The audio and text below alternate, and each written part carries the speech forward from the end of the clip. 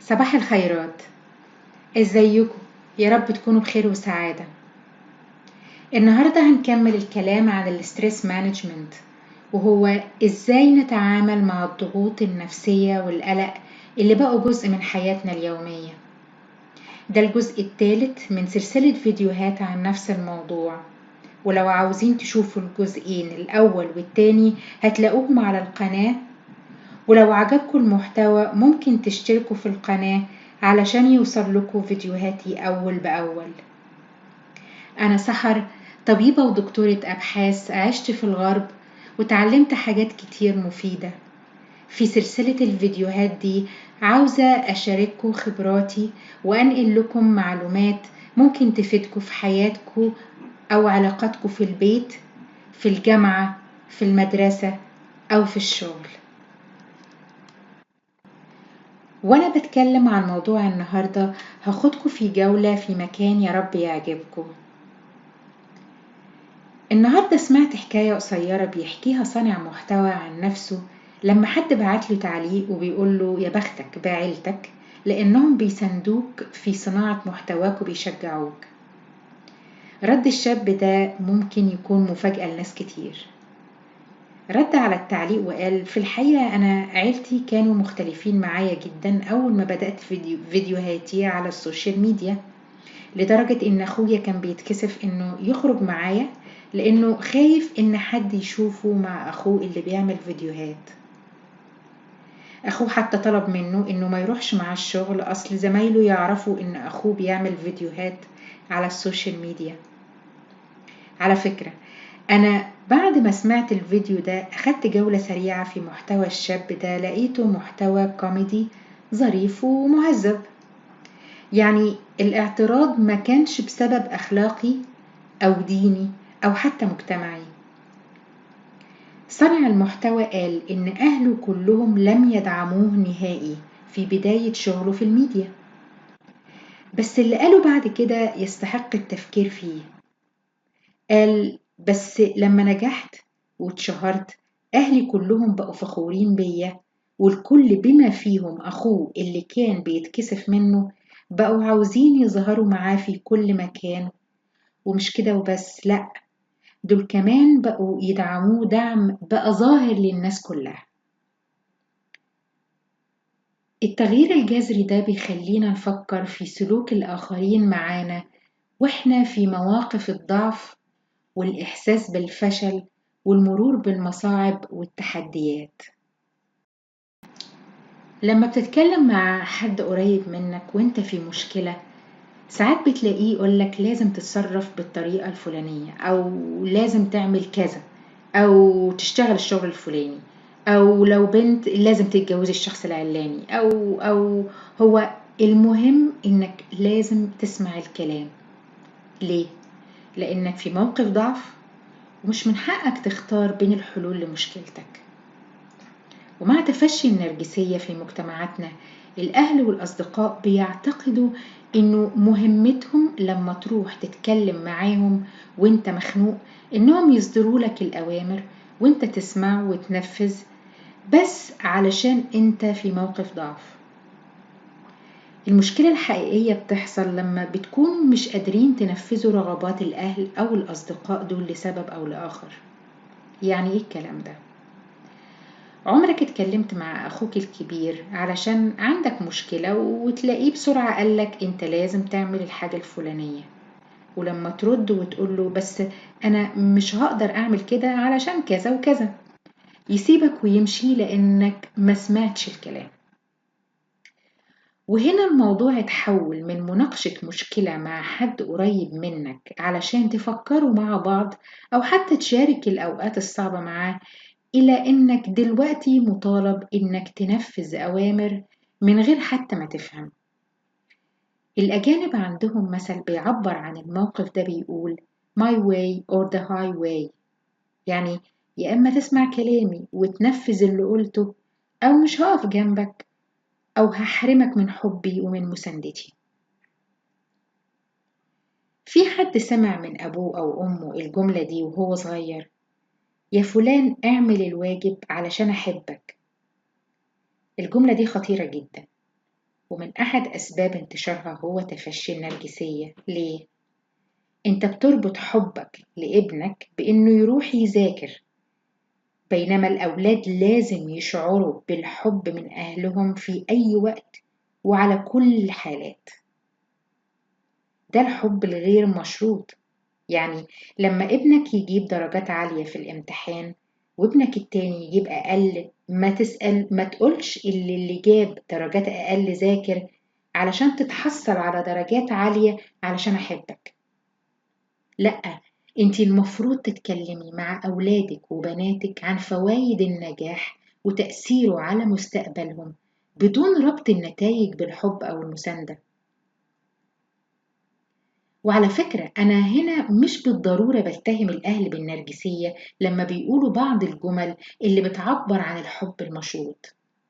ساعات الأب والأم بيكونوا مش عارفين الطرق الصحيحة للتربية لأنهم أصلا اتربوا بطريقة غير صحية. هنا بيكون دور البحث عن المعلومة والطرق الصحيحة للتعامل مع الأولاد من غير تكبر أو تعالي، لأنه تربية الأولاد بطريقة صحيحة ده واجب مش اختيار. في أحيان النصيحة نفسها بتكون مش على علم. انت علشان تنصح حد في مسألة معينة لازم يكون عندك على الأقل خلفية عن الموضوع. نصيحة حد مثلا في اختيار مجال دراسي لازم تكون قايمة على معرفتك بمجالات الدراسة دي وفرص العمل المستقبلية وميول الإنسان اللي انت بتنصحه وعوامل كتير تانية. هتقولي طيب بس ازاي ننصح الناس القريبين مننا في وقت ما هم في مشكلة أو وقت أزماتهم؟ الحقيقة في كتير من الأحيان مش مطلوب منك إنك تنصح خالص. الحقيقة بيكون كل اللي مطلوب منك آذان صاغية، وإنك تساند اللي قدامك وتدعمه في أزمته، وعلى حسب أنت تقدر تعمل إيه. يعني أشكال الدعم بتكون مختلفة. وهديلكم مثال، لو شفتي قطة في الشارع شكلها جعان هتقولي لها امشي من هنا أصل تعديني أمراض، ولا هتعطيها أكل وتسيبيها لحالها؟ ده مع الحيوانات كمثال. طيب والإنسان؟ ممكن يكون حد عزيز عليك في مشكلة أو أزمة تسأله إزاي تساعده وتسمع منه. ممكن يكون محتاج حاجة بسيطة زي مثلا إنك تتمشى معاه، تروحوا السينما تتفرجوا على فيلم.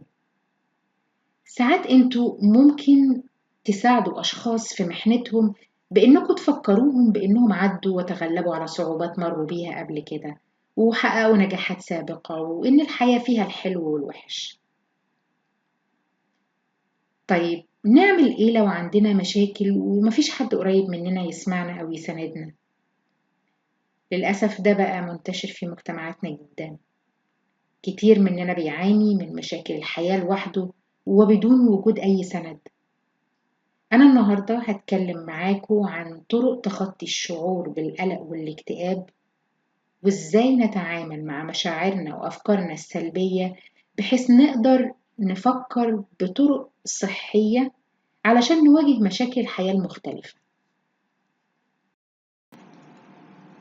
فاكرين النموذج المعرفي السلوكي اللي اتكلمنا عنه في حلقات سابقة؟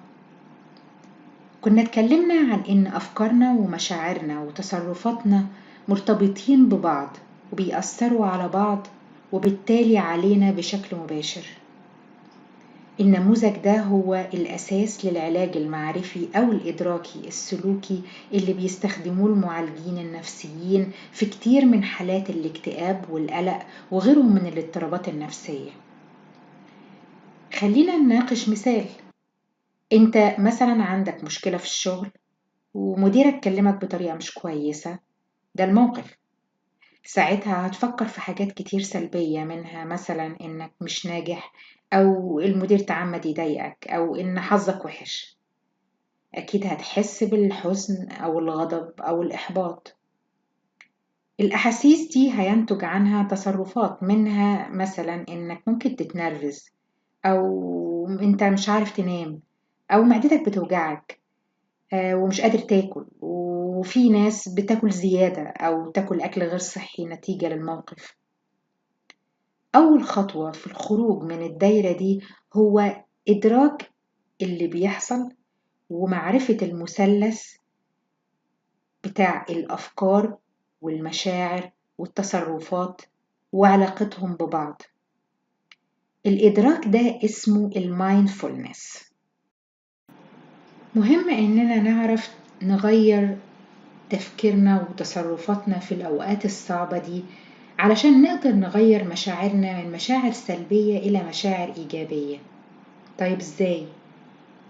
لازم نتعلم نكسر دايرة المشاعر السلبية والتصرفات المندفعة ونحسن أفكارنا. لو حصل أي موقف مش ظريف أو مشكلة وبدأتوا تتوتروا وتتضايقوا، في طرق للتخلص من التوتر، وعلى حسب درجة التوتر دي وعلى حسب قوة المشاعر السلبية ممكن تختاروا طريقة تناسبكم. مثلا في ناس بتحس أحسن لو أخدوا دش دافي أو بارد أو على حسب الرغبة. في حاجة اسمها تمارين تنفس الاسترخاء أو البوكس بريذنج أو التنفس بعمق.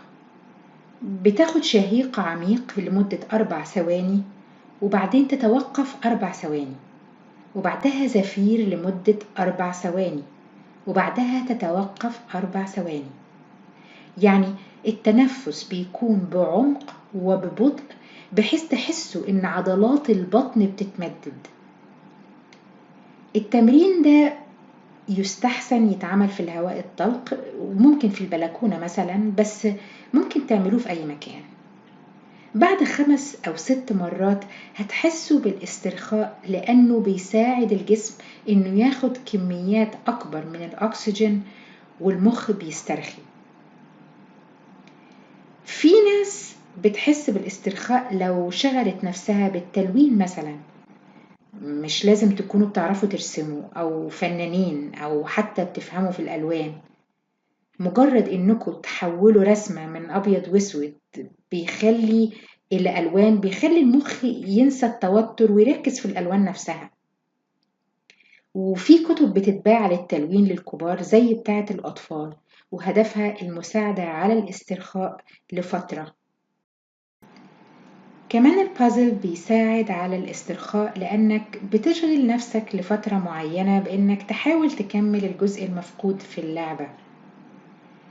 الهدف من الوسائل دي إن عقلك ياخد هدنة من التوتر وتتوصل للتفكير بهدوء علشان تتصرف بطريقة تحسن أو تغير من المشاعر السلبية. في طرق كتير تانية للاسترخاء والتفكير الإيجابي هناقشها معاكم في الحلقة القادمة. اكتبولي في التعليقات ايه هي الطرق اللي بتتبعوها لما بتكونوا متوترين وبتساعدكم على الاسترخاء. لو الفيديو ده عجبكم اعملوا لايك، ولو المحتوى مفيد لكم اشتركوا في القناة. شكرا وإلى اللقاء.